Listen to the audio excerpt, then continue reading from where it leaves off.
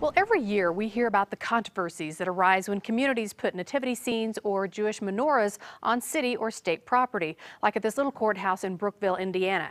Now, we've had the same controversy right here in Denver in the past. So is there a legitimate legal argument in these situations? Here with some insight into these controversies, Colorado's best attorney, Phil Harding from Harding and Associates. Merry Christmas. Welcome. Merry Christmas Yes. to you. So, this does come up, and is there a reason, a legitimate reason for the controversy?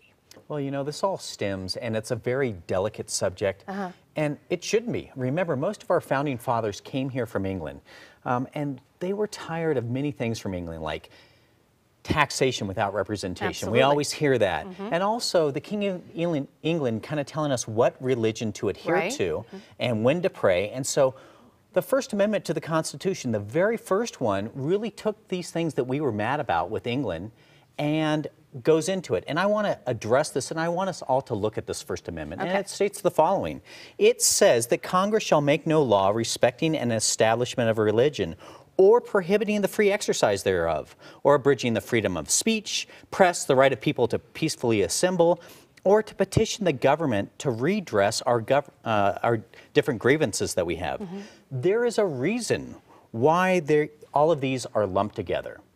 Religion, speech, press, assembly, and the ability to tell our government when they've done something wrong. And remember, there's always this phrase, this Latin phrase that attorneys always say, and they say quid pro quo. Yeah, I hear that all the time, but what does that mean, quid pro quo? Yep, and in Latin, it means this for that. The quid is this for that. This for that. This for that, okay. You have something, but you got to give something for it. Okay. And the quid pro quo here is, the quid is that we have these freedoms. The quos are that people we may not like also have these freedoms. The freedom of speech is that I can say what I want, but also I have to put up with someone saying words that just makes my blood boil. Right. Our founders knew that we were a melting pot and wanted us to freely debate these ideas, including religion.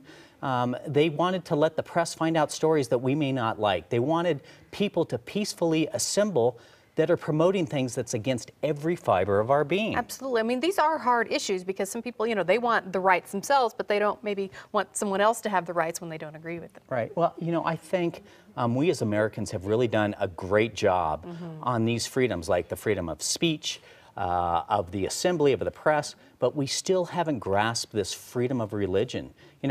We can talk about being a New England Patriots fan, which I'm not, so no. I do think Tom Brady's good looking, though, but I don't root for him. I root for the Broncos. All right.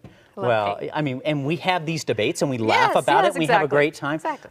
But when anyone talks about a religion, they shut up. Now, our founding fathers really wanted us to have these religious debates, kind of like the Patriots-Bronco debate. They wanted us to have the same debate, and that's why they put them together.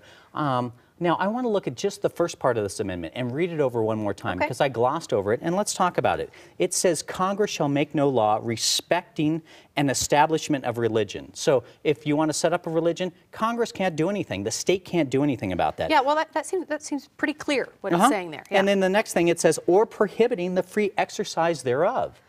And that seems clear, and you are right. And there is nothing in here that says we need to separate the church from the state. In fact, it should be called the separation of the state from the church.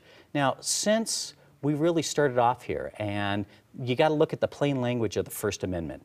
Remember, the original Continental Congress started each day with a prayer. Our founding fathers didn't want the church out of the state, but they wanted the state out of the church. Okay. Now, in the mid to late 1900s is when decisions started coming down that wanted religious items removed from any state function. In 1994, the Supreme Court Justice David Souter specifically wrote, and he said, government should not prefer one religion to another or religion to irreligion. The U.S. is great because of the diversity that we have. Right. We don't want to keep people silent. We're a melting pot. We want to get these ideas together. We want to talk about things. And I think that there's a stigma where everyone says, happy holidays. And so I'm not looking into seeing who you are. I love it when someone says, Happy Hanukkah, or Right. Happy Kwanzaa, or Merry Christmas. Right, it's true. I mean, we want to know more about each other. We want to know who the other person is, right? Right. So we do these fluffy discussions on sports or something like that. We need to see into each other's souls. We need to see what makes them great, and then we as a country will become so much, at least in my opinion, better on what makes them great. Yeah, that's a great message here on Christmas Day. I love that. So, as you said, you know, Merry Christmas, Happy Hanukkah, Happy Kwanzaa. Or right? go on the Denver Century Ride, like Exactly. with Chris McGatt. And, Whatever it is that, you know, you believe in. That's awesome. Thank you so much, Phil.